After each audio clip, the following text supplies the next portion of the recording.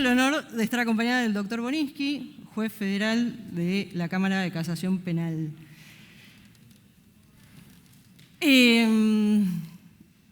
Usted se especializa en Derecho Penal. Sí. Bien. ¿Qué tiene que ver eso con los impuestos, básicamente? Además de que tenemos una ley penal tributaria. Bueno, esta es la parte del día que nos ponemos serios, supuestamente. Venimos a hacer un juego. Hablamos de derecho penal y ustedes ven los diarios y está Julieta Prandi, la causa del fentanilo y penal tributario también es penal, porque tiene un común denominador que es la cárcel como consecuencia jurídica si se verifica cualquier supuesto de estos que estamos hablando, un caso de violación, un caso de defraudación, de homicidio también, y un caso de evasión de impuestos. En definitiva, Al Capone fue preso por evadir impuestos. Bien, y creo que todos acá estamos de acuerdo en que mientras que se trate de algo que puedo enmendar pagando una multa, no es lo mismo a cuando la potencial consecuencia es la pena privativa de la libertad. Entonces, en ese marco de cosas, creo que el trending topic de hoy fue actualización de quebrantos. Y tuvimos la posibilidad de tener al director de la Dirección Nacional de Impuestos que comentó precisamente el dictamen que emitió en noviembre del 2024, donde él dijo claramente que el tema es que en una interpretación de la norma, sin reforma mediante, el coeficiente de actualización es 1, lo cual en la práctica invalida la actualización de los quebrantos. Después tenemos la versión de los contribuyentes, que obviamente, más allá de lo que pueda ser un tema de interpretación, yo lo analizo al caso concreto y digo, bueno, se configura un supuesto de confiscatoriedad, veo afectados mis derechos y por eso creo que puedo actualizar los quebrantos. Y después en toda esta película apareció el Fisco Nacional, que desde hace unos meses a hoy, primero publicó en la página web de cada contribuyente, en el acceso que tiene, cuáles eran sus quebrantos históricos, después sacó un plan de facilidades de pago, después nos mandó una nota diciendo, usted tiene quebrantos, mi criterio es que no son actualizables. Después sale la prórroga del plan de facilidades de pago, ya aparece entonces la mayoría de los contribuyentes, cierre de ejercicio de diciembre de 2024, habían presentado sus declaraciones juradas y quizás actualizaron el quebranto. Entonces, cuando se prorroga el plan de facilidades de pago en las últimas semanas, los contribuyentes recibieron, como lo llama el fisco, una notificación en el marco de una campaña de inducción que dice básicamente, está el plan de facilidades de pago vigente, te invito a adherirte, por favor presenta tus rectificativas y en caso que no lo hagas voy a proceder a hacerte la determinación de oficio y a encuadrarte la conducta en la figura de defraudación, artículo 46 de la Ley de Procedimiento Tributario.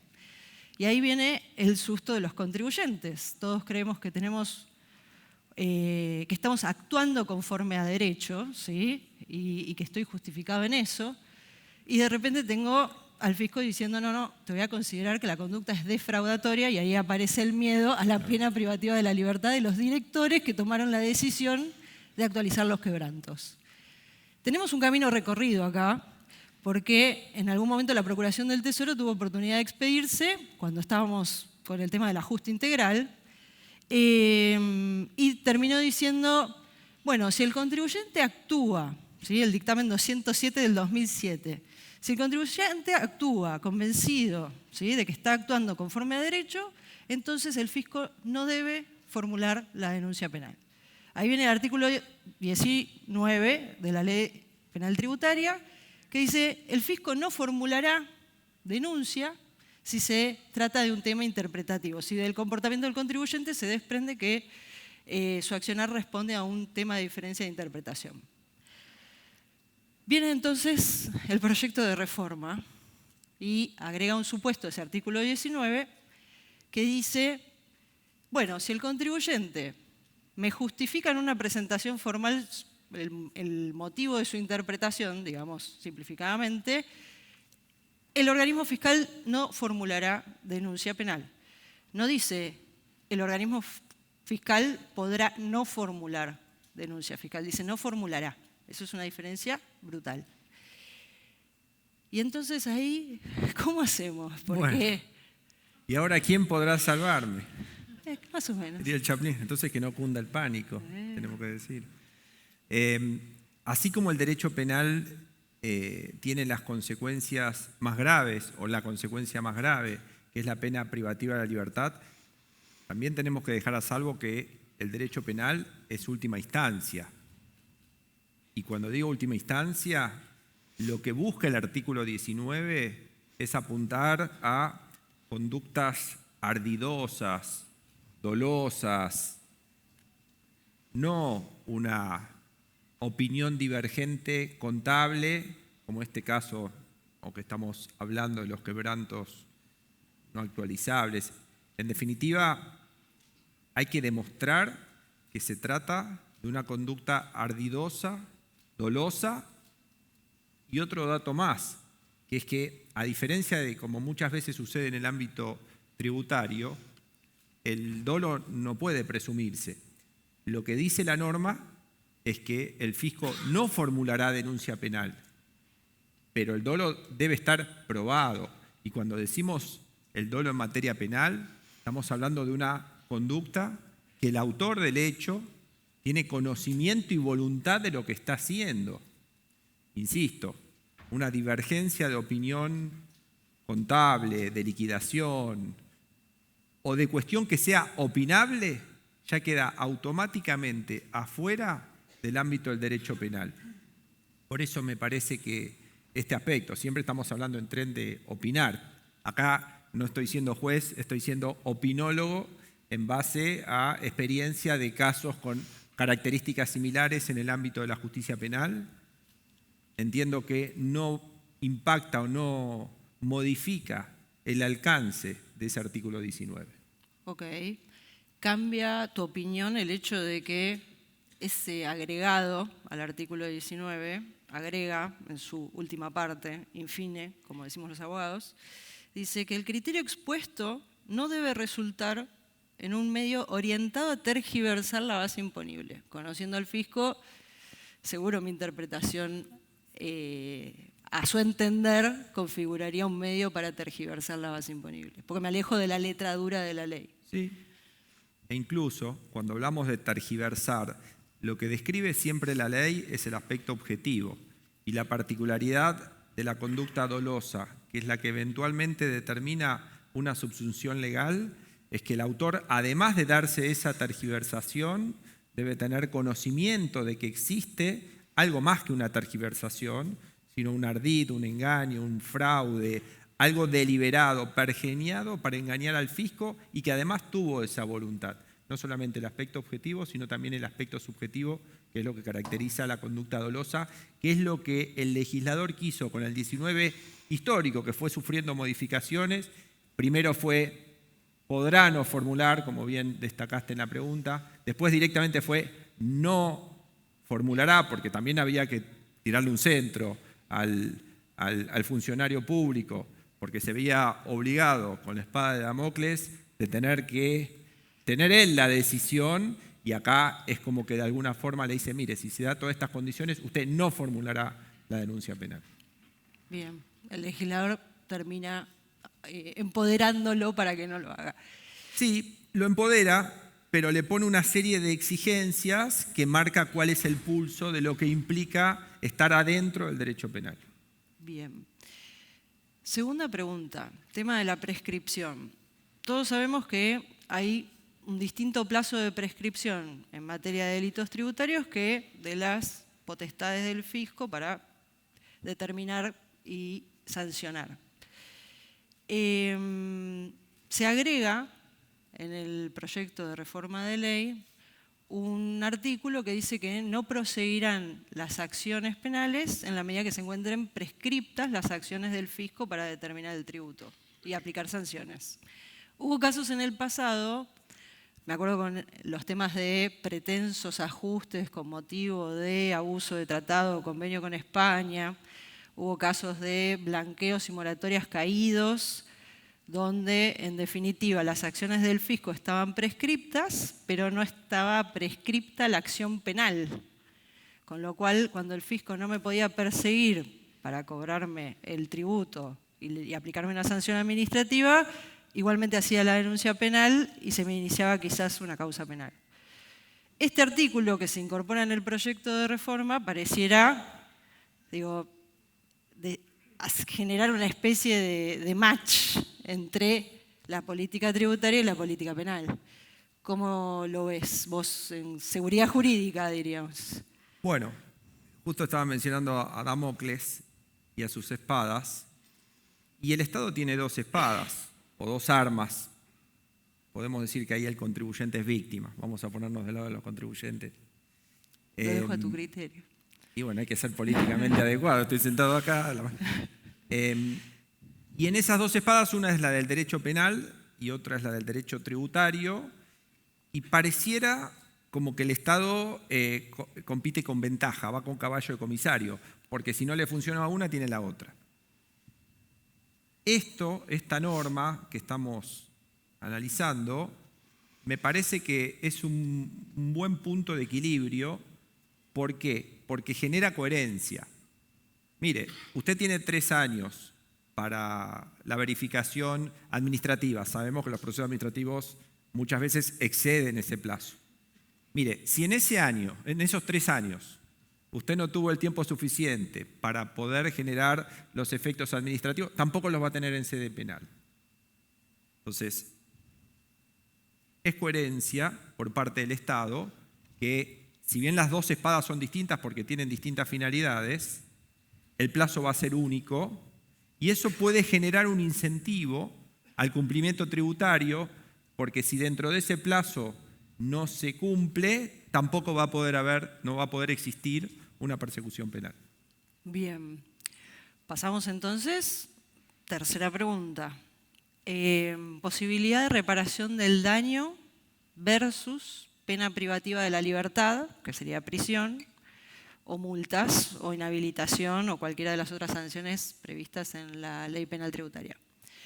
La posibilidad de reparación del daño, en rigor de verdad, ahora vamos a ver que tiene unos matices en penal tributario, pero yo quiero ir al artículo 16. El artículo 16 dice que se extingue la acción penal si yo regularizo la obligación adeudada, ¿sí? Cancelando capital e interés, dentro o hasta los 30 días posteriores al acto que me notifica la imputación penal. Esa extinción de la acción penal tributaria aplica solo para algunos delitos y, por ejemplo, quedan afuera de ese beneficio, llamémoslo por un instante, los agentes de recaudación, ¿sí? Porque no están en los artículos 1 y 2, está en el 3 y 4, si se quiere, o el 4 en particular. Y después, por otro lado, en recursos de la seguridad social, tampoco me queda el supuesto del empleador que retiene indebidamente aportes, ¿sí? Y los umbrales, la condición objetiva de punibilidad es muy baja. Entonces, yo quizás por un error administrativo, inclusive tengo un mes sin pagar, o sea, habiendo retenido y no ingresado al fisco, y de repente me enfrento a una posible denuncia penal, que es casi inminente. Entonces, no le aplica, y todos en principio decimos, bueno, no hay extinción de la acción penal para esos supuestos, pero la verdad es que en el 2015, en el Código Penal, se incluyó la posibilidad de la reparación del daño. Y ahora viene, o sea, ¿qué quiere decir la posibilidad de reparación del daño? En principio, y ahora el doctor quizás puede explayarse sobre eso, pareciera que yo reparo el daño cancelando capital e interés. Podría no ser así, ahora lo vamos a ver, es más complejo. Pero en definitiva, el proyecto de reforma de ley penal tributaria agrega un artículo que dice que no se va a aplicar ese artículo del Código Penal que permite la extinción de la acción penal. Con lo cual, efectivamente, ahora sí, los agentes de recaudación y una apropiación indebida de tributos de la seguridad social no va a tener la posibilidad de extinción de la acción penal. Entonces ahí vuelvo a vos, vuelvo a usted y consulto. No puedo evacuar consultas porque soy juez. ¿Puedo contestar una pregunta? Una pregunta. No? Entonces, la pregunta sería, a ver. ¿es razonable que en el proyecto de ley se limite esta potestad. O sea, desde el punto de vista académico, si se quiere, está muy aunque bien. sea. A ver, cuando hablamos de este instituto, estamos hablando de la vía de escape. Nos imaginamos que estamos en una sala de escape y nos preguntamos por dónde salimos. Eso sería la extinción por pago. Y el tema es que a partir de estas nuevas vías que surgen de las nuevas tendencias, porque el Código Procesal Penal Federal que se acaba de aprobar establece mecanismos alternativos de solución de conflictos, lo que generan es más vías de escape. Entonces, los demás imputados por otros delitos, las demás leyes, dicen, ¿por qué el derecho penal tributario es privilegiado? ¿Por qué tiene más vías de escape que otros delitos convencionales? ¿Por qué el derecho penal tributario puede tener la extinción por pago de la ley penal tributaria, aunque no incluya a los supuestos de apropiación indebida de aportes? ¿Por qué la ley penal tributaria puede tener la vía del Código Procesal Penal Federal? ¿Por qué la ley penal tributaria puede tener leyes ad hoc que cada 7 años moratorias habilitan la extinción de los delitos tributarios, cambiarios, aduaneros? Porque todo ese combo de beneficios no los tienen otros delitos. Entonces ahí pareciera que el derecho penal tributario tiene más vías de escape. Este sería un poco el planteo por el cual en su momento, cuando se modificó el 76 bis del Código Penal, se estableció específicamente que no procederá la probation, la suspensión del juicio a prueba, para los delitos tributarios y aduaneros. ¿Por qué? Porque ya tienen un sistema especial con su vía de escape. Este sería un poco el argumento. Puede ser criticable en este punto la norma, que como bien destacás, limita determinados beneficios generales de un ordenamiento procesal específicamente para los delitos tributarios. Si es una norma general, no se entiende por qué estaría estableciendo una limitación para un sector, denomínese delitos tributarios. Puede ser susceptible, entiendo yo, de modificación por esta afectación del principio de igualdad. Del otro lado del mostrador te van a decir el derecho penal tributario ya tiene sus extinciones, sus salidas, sus vías de escape del sistema. Pero también es cierto que a partir de esta pregunta que haces, esto acaba de salir y también hubo otras modificaciones que salieron ayer que podemos conversar, puede ser una afectación al principio de igualdad por exclusión de un universo de disposiciones, de alternativas que no aplican para determinados delitos. Bien, pero en definitiva, digo, si lo analizamos un poco, no me quedaría otra vía de escape más que una eventual posibilidad de moratoria Ad hoc, posterior. Sí. Digo, y tenemos que apostar a la regularidad de esas moratorias. O sea, los delitos de apropiación indebida, lamentablemente, no tienen, si se aprueba esta reforma, es cierto, otra forma de ser mitigado el riesgo penal. Bien, y a ver, te tiro la última porque nos quedan ya unos minutitos, pero es para ver si estás actualizado. Es un desafío de mi parte. Yo estoy acostumbrado a ser juez y preguntar yo, ahora me toca que me pregunten a mí. Pero bueno, con los tributaristas no nos vamos a poner en contra. Últimas novedades de la Cámara de Diputados. Bien, ayer salió una actualización, que es algo que era importante que suceda, porque se aprobó el criterio de actualización de los montos mínimos de las condiciones objetivas de punibilidad, tomando en cuenta el salario mínimo vital y móvil, que es un aspecto que también tuvimos en cuenta. Yo integro la comisión, soy vicepresidente de la Comisión del Código Penal, que tiene actualmente el presidente de la Nación Estudio, que estuvimos trabajando de todo el derecho penal, pero que incluye a los delitos tributarios. Y el criterio de actualización es muy importante porque vivimos en Argentina. Entonces, si nosotros tenemos un valor, no se lo voy a explicar yo que soy abogado, ustedes contadores lo saben mejor, sobre el tema de los valores constantes, que un 100.000 pesos de la ley penal tributaria en 10 años no vale absolutamente nada y termina quedando en una causa penal de lo que es, al momento de 10 años después, un pequeño evasor. Bueno, la idea con el criterio de actualización por el salario mínimo vital y móvil va a generar que los pequeños evasores no queden dentro del derecho penal, sino aquellos casos que ameritan justamente una tipificación. Hoy creo que da algo así como actualizado 115 millones aproximadamente, y así sucesivamente con el criterio de actualización. Así que me parece que enhorabuena esta actualización, porque es en beneficio incluso del propio contribuyente. Bien, por si no conocen, nosotros veníamos hablando de un proyecto de reforma de ley penal tributaria que salió hace unos meses y que es la que está publicada en la mayor parte y en análisis por los profesionales, ¿no? En la web. Ayer tuvo media sanción un proyecto de ley distinto que tiene esta actualización de los montos de la ley penal tributaria por salario mínimo vital y móvil, ¿sí? No para procedimiento, sí para ley penal tributaria. ¿Okay? Con lo cual sería algo muy beneficioso. Tiene sus complejidades en la aplicación práctica después, pero en definitiva por salario mínimo vital y móvil parecería que es el índice propuesto para que se actualicen esos montos. Bueno, solo me queda agradecerte porque es difícil tener a un juez de la Cámara de Casación media hora acá, así que gracias por tu tiempo, tu participación y por la claridad de exposición bajada a mortales. Gracias por haber sido tan benévola y por el cordial trato, por supuesto, con las preguntas, y muchas gracias a ustedes. Gracias.